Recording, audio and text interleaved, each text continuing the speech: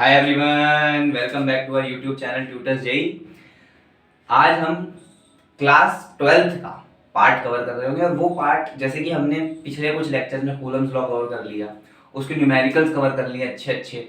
अब हम क्या कवर करेंगे यार, vector form of Coulomb's law, जो कि बहुत इंपॉर्टेंट है खास करके जेई के लिए, जेई एडवांस के लिए, क्योंकि उस पर डायरेक्ट वेक्टर पे ही रिलेटेड क्वेश्चन देगा। वो आपको नॉर्मल क्वेश्चन नहीं देगा कि कूलम्स लॉ पर आप क्वेश्चन बना लो, ऐसा नहीं देगा।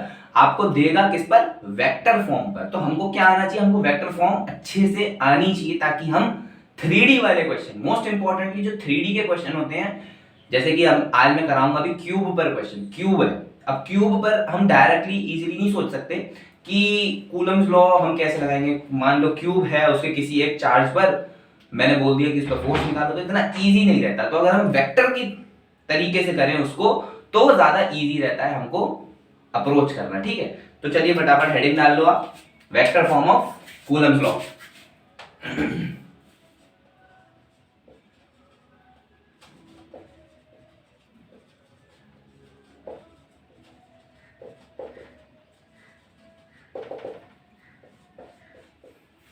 अब vector form of Coulomb law से क्या समझते हो?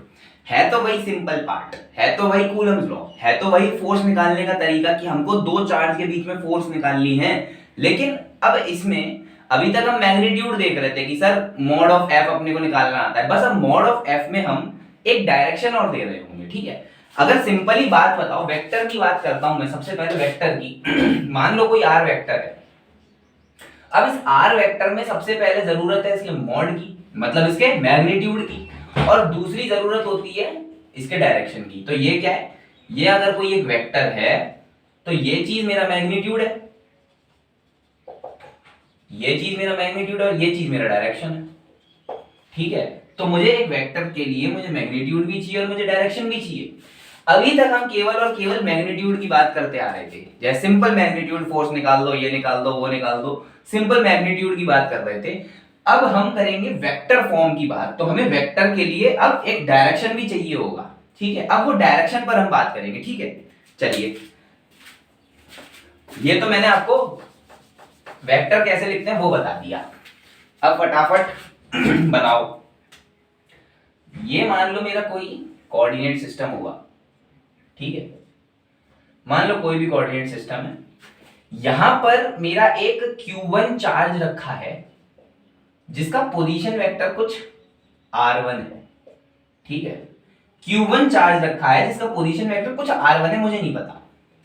ऐसे ही मेरा कोई q2 चार्ज रखा है जिसका पोजीशन वेक्टर कुछ r2 है। समझ रहे हो? q1 का पोजीशन वेक्टर r1 हो गया, q2 का r2 हो गया, तो मेरा जो वेक्टर आएगा वो r वेक्टर ऐसे आएगा, q1 से q2 की तरफ, q1 से q2 की तरफ। अब हम क्या जानते थे? हम तो सर अभी तक ये जानते थे कि मॉड ऑफ f21 ये क्या होता है? ये होता है इसी के according k q1 q2 by r square.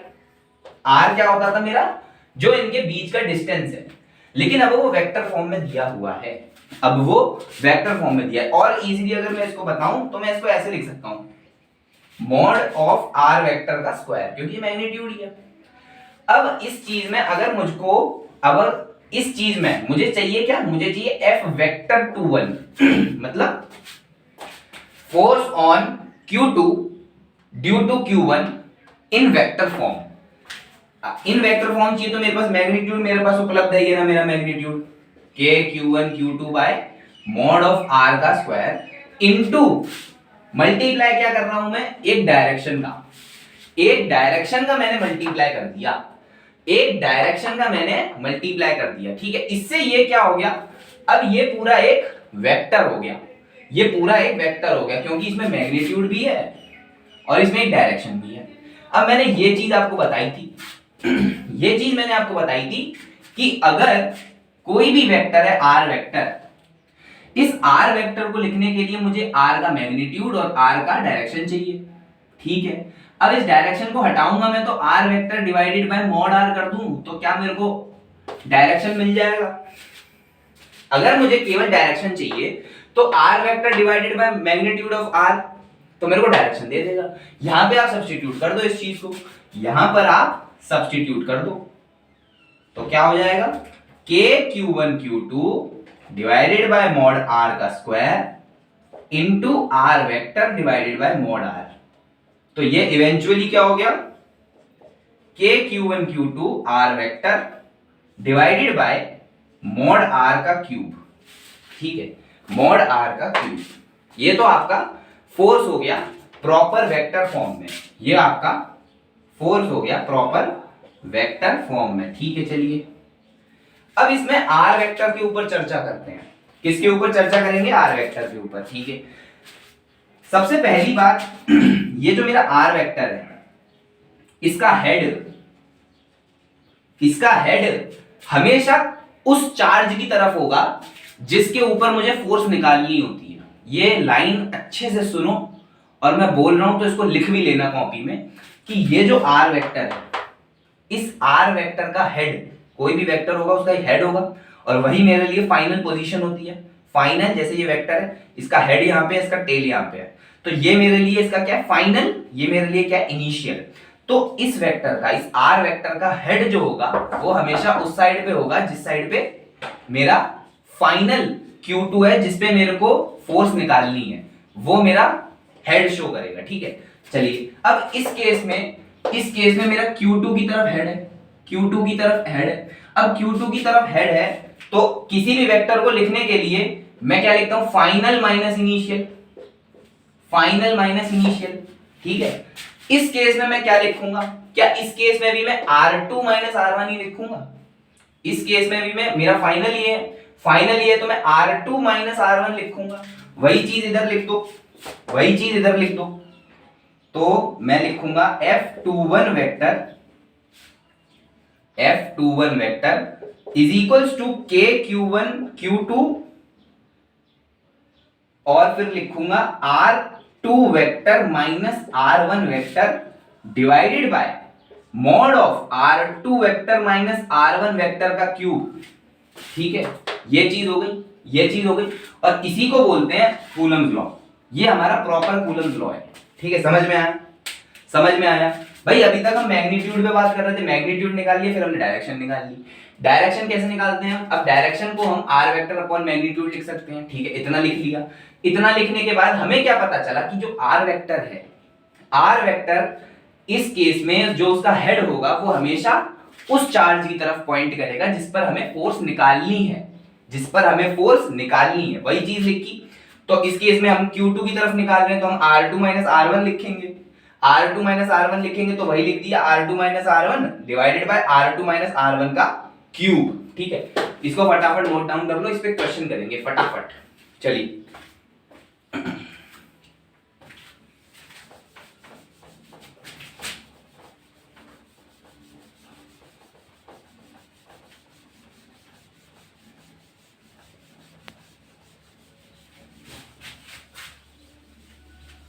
दिमाग खोल कर सुनना, थोड़ा सा आपको दिमाग लगाना पड़ेगा, थोड़ा सा वेक्टर की नॉलेज भी आपको होनी चाहिए, तभी अगला क्वेश्चन हो पाएगा सही से, क्योंकि अगला क्वेश्चन थोड़ा सा कॉम्प्लेक्स है, इजी नहीं है, डायरेक्टली सॉल्व नहीं होगा, ठीक है। डायरेक्टली सॉल्व नहीं होगा, पहले ही बता देता हूं, थोड़ा सा दिमाग खोल के रखना। चलिए क्वेश्चन हमारा एकदम सिंपल सा है। क्वेश्चन क्या है, क्वेश्चन है हमारा, मेरा एक क्यूब है, ठीक है, ये मेरा एक क्यूब है,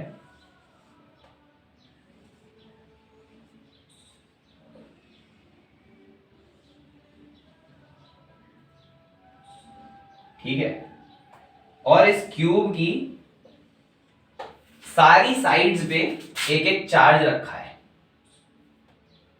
ये साइड मतलब हमारे जो कोने हैं, ठीक है, हर जगह पे एक एक चार्ज रखा है, Q Q Q Q Q, same magnitude का चार्ज रखा है, ठीक है। कितने हो गए टोटल, टोटल 8 हो गए, 1 2 3 4 5 6 7 8, ठीक है।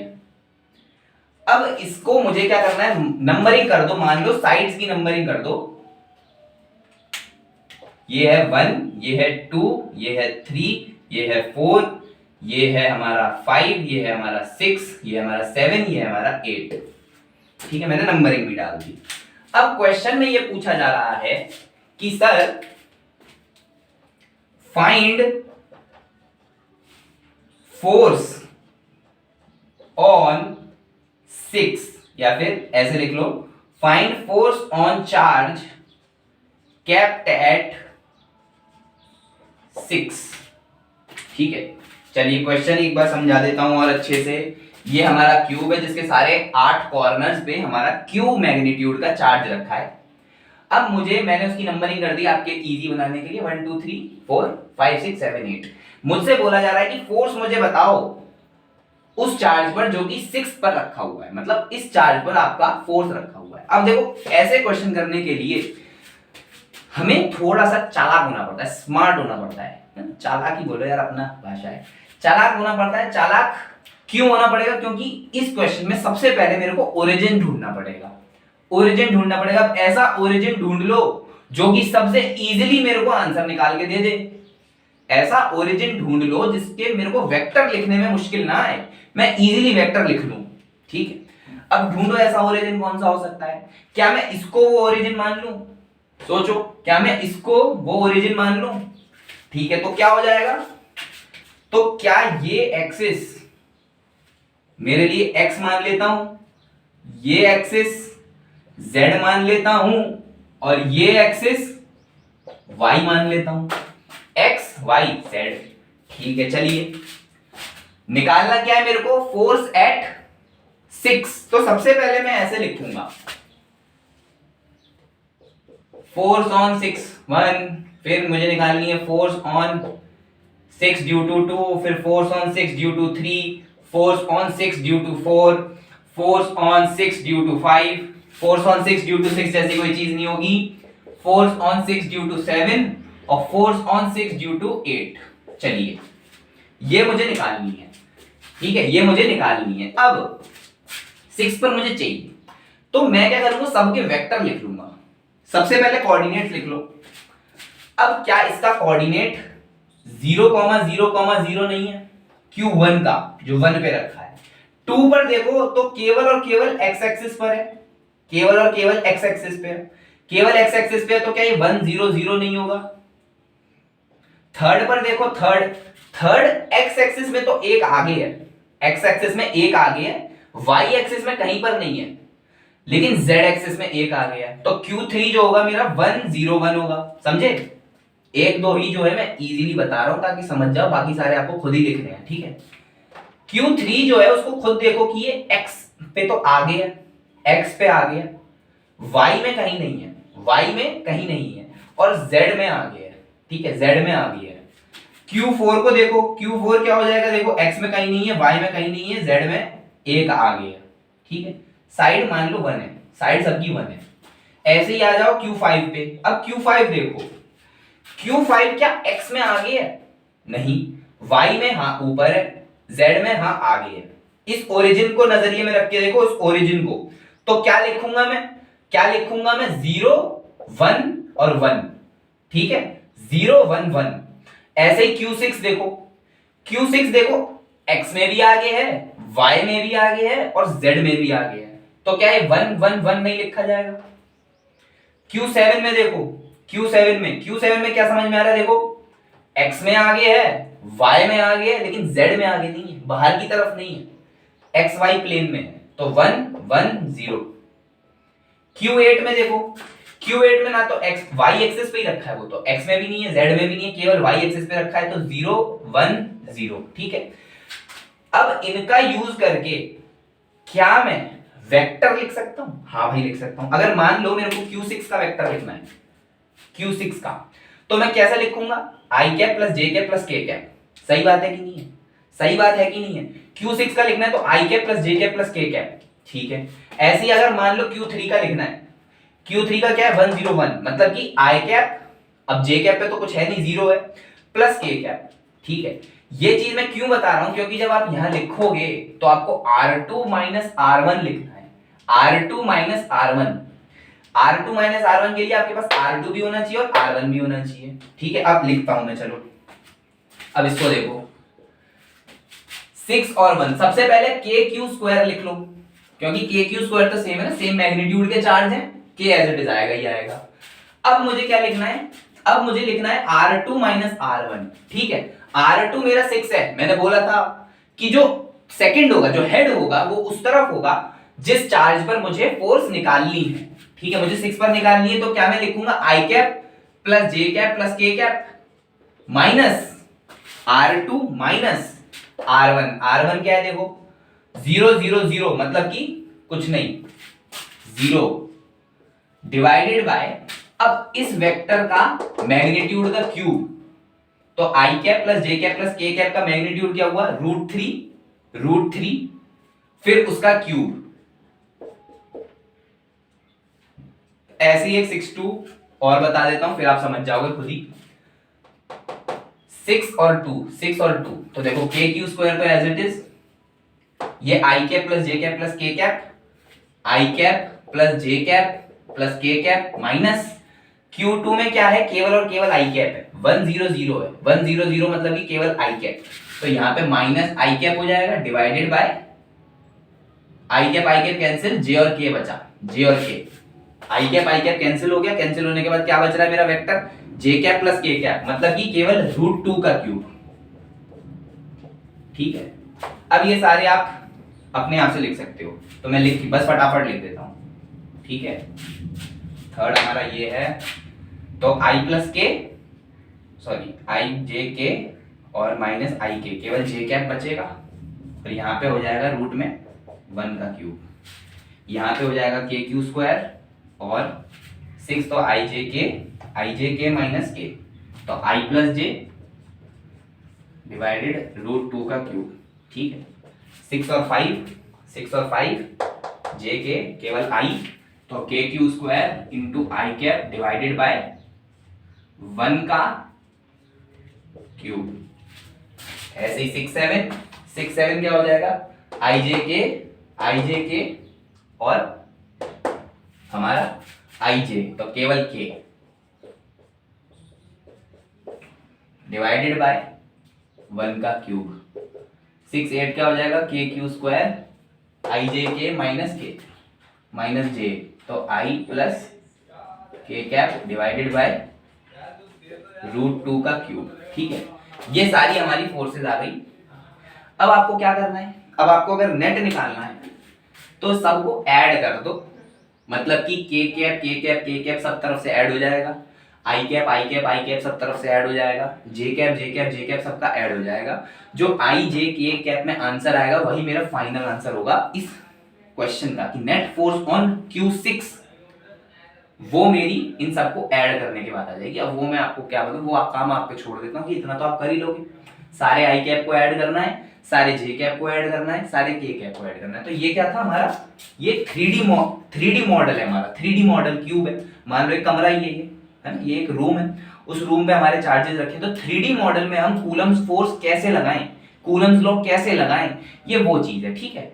एकदम बेसिक तरीके से बताया है, आपको समझ में आ जाएगा। नहीं आए तो वीडियो को दोबारा देखो, क्वेश्चन स्टार्टिंग से फिर देखो, तब आपको समझ में आ जाएगा। चलिए एक और क्वेश्चन करते हैं 3D मॉडल पे, ठीक है।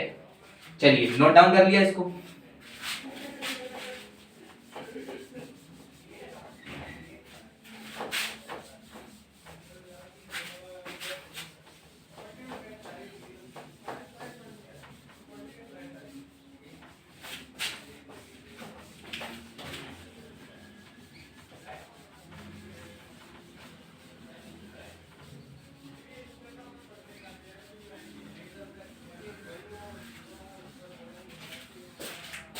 चलिए अब हमारा क्वेश्चन थोड़ा सा और इंटरेस्टिंग है, ठीक है। तो अब करना क्या है आपको,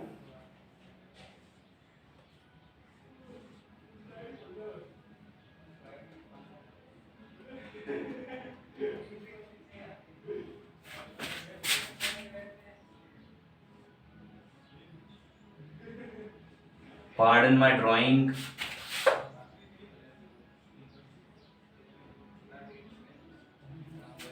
ठीक है।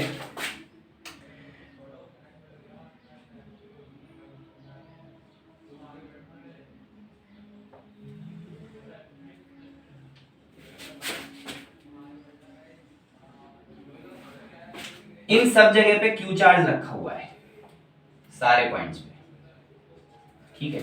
हमको क्या दिया है, हमको ये डिस्टेंस दिया है, ये दिया है √2a मतलब सारा, और ये दिया है a, मतलब समझे ये एक रोम्बस है, रोम्बस स्क्वायर का भाई, टेढ़ा भाई, या स्क्वायर ही है, स्क्वायर ले ले, चलो स्क्वायर ले लो, स्क्वायर ले लो, है ना। √2a √2a √2a √2a सारी साइड्स √2a है, ये लेंथ a है, मतलब कि जो इसका सेंटर है उस सेंटर से क्यू चार्ज रखा है a हाइट पर।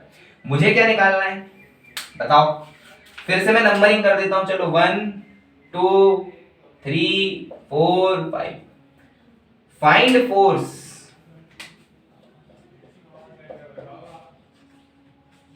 find force on charge kept at 5, ठीक है। Find force on charge kept eight 5, ठीक है, समझ जाइए। इसमें भी मैंने बोला थोड़ा सा चालाक होना पड़ेगा, थोड़ा सा चालाक होना पड़ेगा, चालाक होना पड़ेगा, क्योंकि इसमें ओरिजिन इजीली आप नहीं देख पाओगे। ओरिजिन देखना इसमें सबसे इंपॉर्टेंट काम है। ओरिजिन देख लिया एक बार फिर तो हलवा क्वेश्चन है, सच बता रहा हूं, फिर तो हलवा क्वेश्चन है। 3D के क्वेश्चन में पहला स्टेप है कि आपको ओरिजिन ढूंढना है। एक बार ओरिजिन सही से ढूंढ लिया फिर तो कोई टेंशन ही नहीं है, फिर तो हलवा क्वेश्चन हो जाएगा। चलो देखो कैसे होगा। इसी क्वेश्चन को ड्रॉ करने का एक और तरीका है, आपको पेपर में ऐसे दे दिया मैंने, मान लिया, चलिए इस क्वेश्चन को हम ऐसे भी ड्रॉ कर सकते हैं,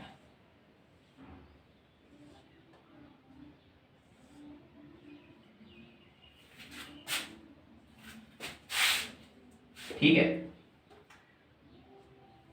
कोई भी एक्सेस होंगी, ये लेंथ √2a है, ये भी लेंथ √2a है, ये भी √2a है, और ये भी √2a है, ठीक है, यही तो दिया है क्वेश्चन में।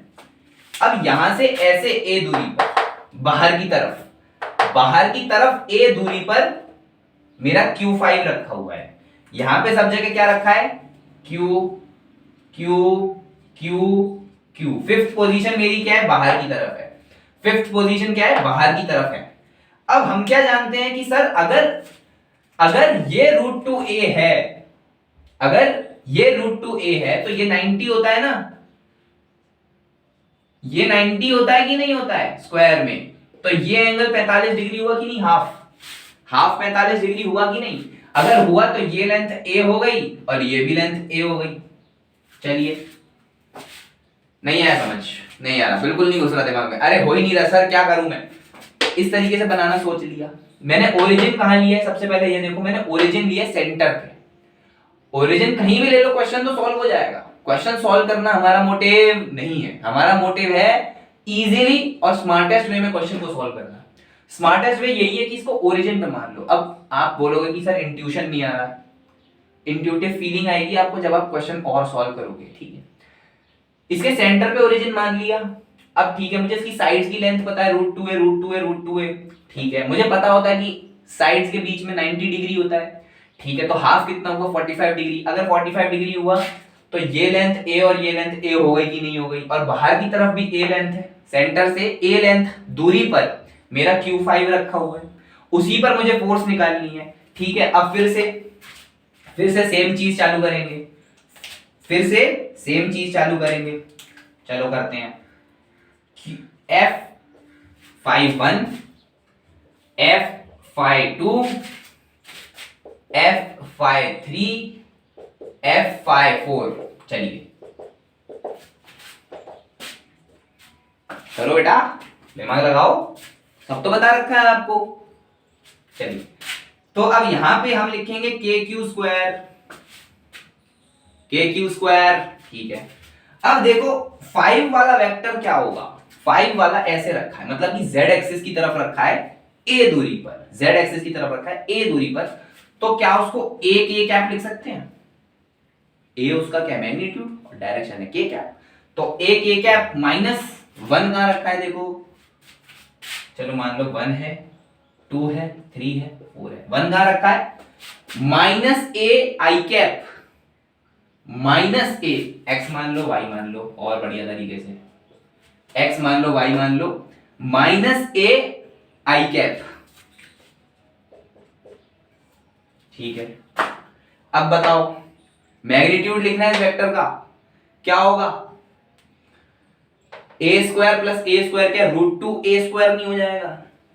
मतलब ऐसा हो जाएगा ना, ए रूट टू का क्यूब, ए रूट टू का क्यूब, ए रूट टू का क्यूब, ठीक है। तो इसको अगर और सही तरीके से लिख देंगे तो क्या लिख देंगे? के क्यू स्क्वायर, ए कॉमन, के कैप माइनस आई कैप डिवाइडेड बाय यही अपना, ठीक है। ये हो जाएगा। अब सारे इसी तरीके से लिखूंगा मैं, ठीक है। देखो भाई, के q square, A cap sorry ए के कैप, टू कहां पर है? टू यहां पर है, मतलब कि minus j divided by a root two का क्यूब, ठीक है। अब ये लिखना है 5 तो अपना फिर से कहां पर है? के कैप पे। थर्ड कहां पर है? पॉजिटिव आई कैप पे, पॉजिटिव आई कैप, और यहां पे फिर से ए रूट टू का क्यूब। फोर्थ कहां पर है मेरा? प्लस जे कैप पे, प्लस जे कैप,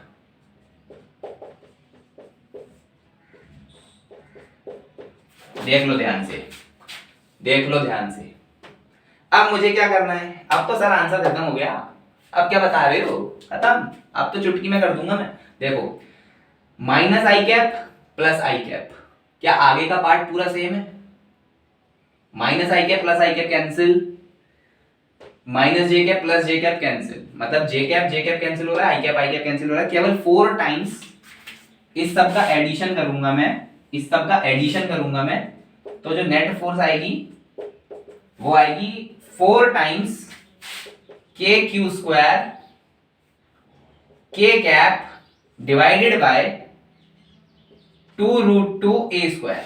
खत्म हो गया आंसर, आंसर समाप्त हो गया सर। यहां पर देख लो, माइनस आई है प्लस आई है तो आई कैप वाला पार्ट कट गया, माइनस जे प्लस जे तो जे कैप वाला पार्ट कट गया। केवल क्या बच रहा है? इसका के, इसका के, इसका के और इसका के। तो सारे के कैप ऐड हो जाएंगे, मिला के क्या दे देंगे? 4 k q square k cap divided by 2 root 2 a square, ठीक है। ये मेरा फाइनल है। समझ में आया क्या?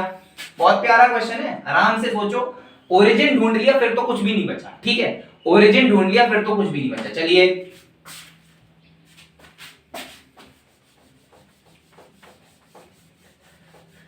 एक छोटा सा टॉपिक और बता देता हूं आपको मैं, ठीक है। एक छोटा सा टॉपिक है वो और बता देता हूं, तो आपका अगली बार से हम इलेक्ट्रिक फील्ड चालू कर लेंगे, ठीक है।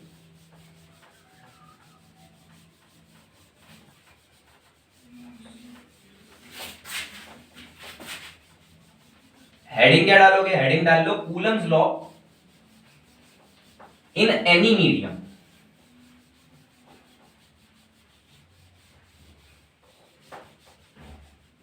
बच्चे बोल रहे हो सर इतना क्या कूलम लॉ में पढ़ा दिया, इतना क्या क्या पढ़ा रहे हो सर कूलम लॉ में? क्या क्या है ये सब? बेटा सब है important. Coulomb's law in any medium,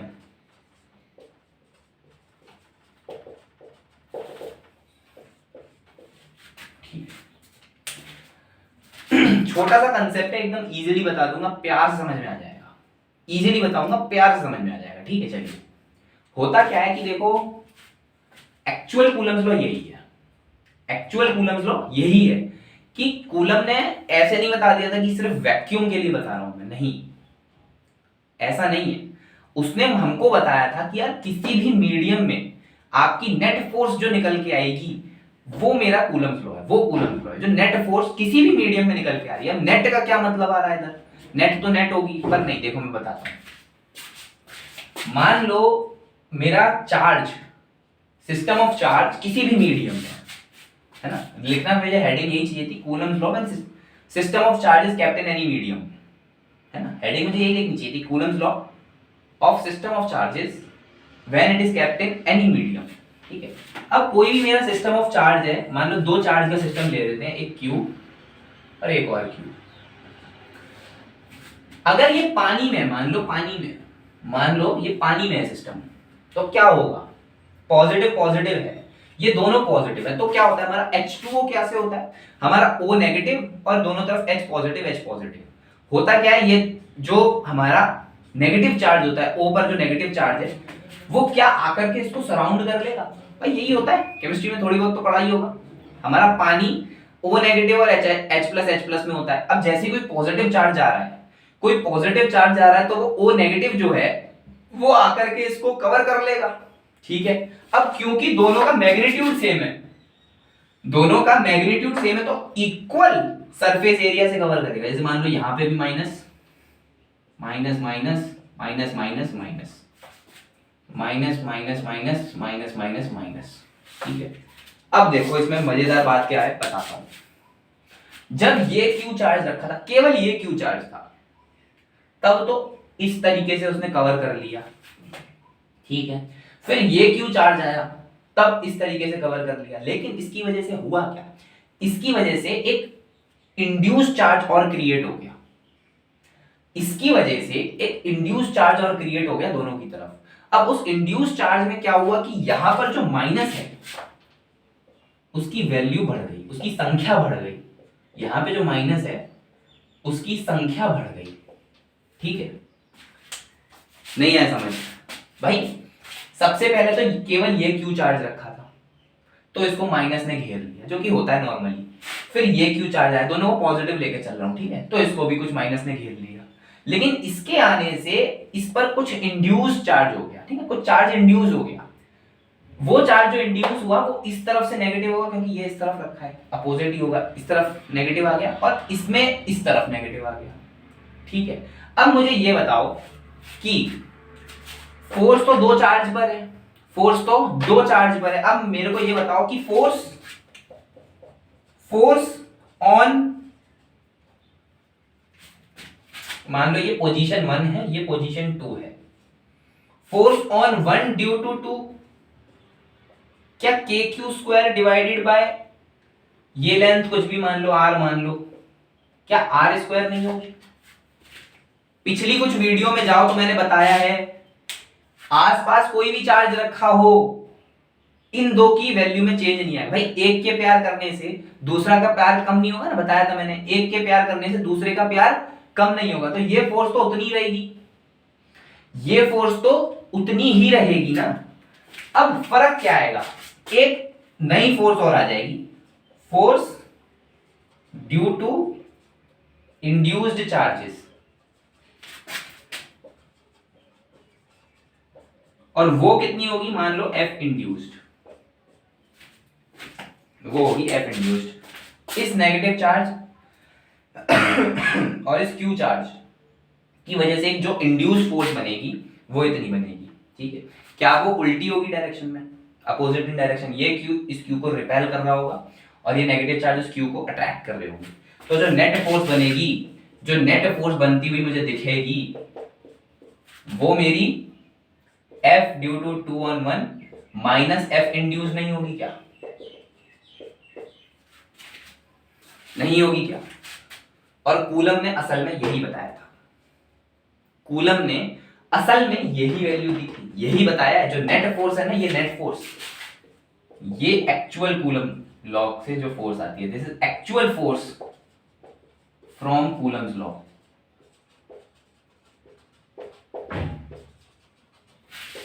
video के अंत में आते आते मार्कर का रिफिल भी खत्म हो गया, ठीक है। Actual force from Coulomb's law जो मुझे मिलती है, ठीक है। अब जो हम फॉर्मूला देखते हैं ना, कि हमारा जो फॉर्मूला होता है फोर्स का 1/4 pi epsilon not Q² divided by R², वो यही होता है। वो हमें ये नेट फोर्स, ये जो एक्चुअल फोर्स है, ये निकाल के दे रहा होता है, ठीक है। लेकिन इसमें जो एप्सिलॉन नॉट की हमने बात करी थी, ये क्या था, ये एप्सिलॉन नॉट क्या था, रिलेटिव परमिटिविटी ऑफ एयर या एयर स्पेस, ये वैक्यूम का होता है। अगर केवल वैक्यूम है तो हम ये इस्तेमाल करते हैं, नहीं तो किसी भी मीडियम में है, किसी भी मीडियम में है तो हम 4 pi epsilon not epsilon R Q² divided by R² use करते हैं। ये एप्सिलॉन R, ये नई चीज ऐड हो जाती है, ये एक नई चीज ऐड हो जाती है, ठीक है। इसको मान लो ये रिलेटिव परमिटिविटी इन एनी मीडियम, किसी हमने दूसरे मीडियम में डाल दिया तो एक ये चीज ऐड हो गई ना, ये चीज और इसमें ऐड अप हो गई।